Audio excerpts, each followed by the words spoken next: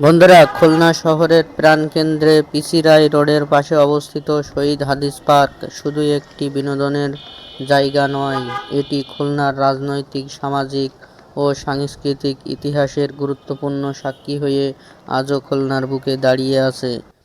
বন্ধুরা, আমরা চলে এসেছি খুলনার সেই হাদিস পার্কের 1 নম্বর গেটের সামনে।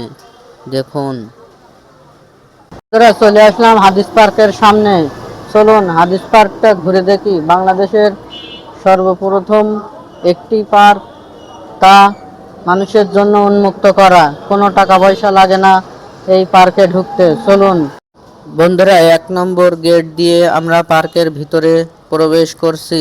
প্রবেশ করেই আপনাদের এই পার্কের সকল ইতিহাস আপনাদের জানাবো। ভিডিওটির সাথে থাকুন এবং চ্যানেলটি সাবস্ক্রাইব করুন।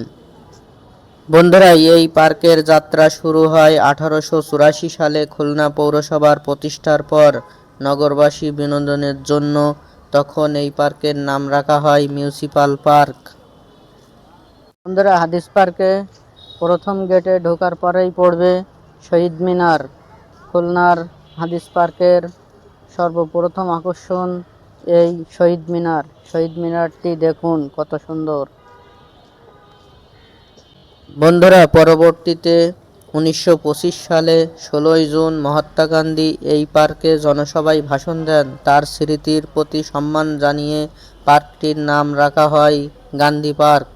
বন্ধুরা, আবার 1947 সালে ভারত পাকিস্তানের বিভাজনের পর এই পার্কের নাম পরিবর্তন করে জিন্নাহ পার্ক রাখা হয়। পরবর্তী সময়ে আবারও খুলনা মিউনিসিপাল পার্কটির নাম ব্যবহার করতে থাকে খুলনাবাসীরা। এই পার্কের ইতিহাসের সবচেয়ে গুরুত্বপূর্ণ অধ্যায় আসে 1969 সালে গণঅভ্যুত্থানের সময়। 21শে ফেব্রুয়ারি আইয়ুব বিরোধী আন্দোলনে মিছিলের পুলিশের গুলিতে শেখ হাদিসুর রহমান বাবু শহীদ হন। তার স্মৃতিকে অমর করে রাখতে পরদিন 22শে ফেব্রুয়ারি পার্কটির নাম রাখা হয় শহীদ হাদিস পার্ক।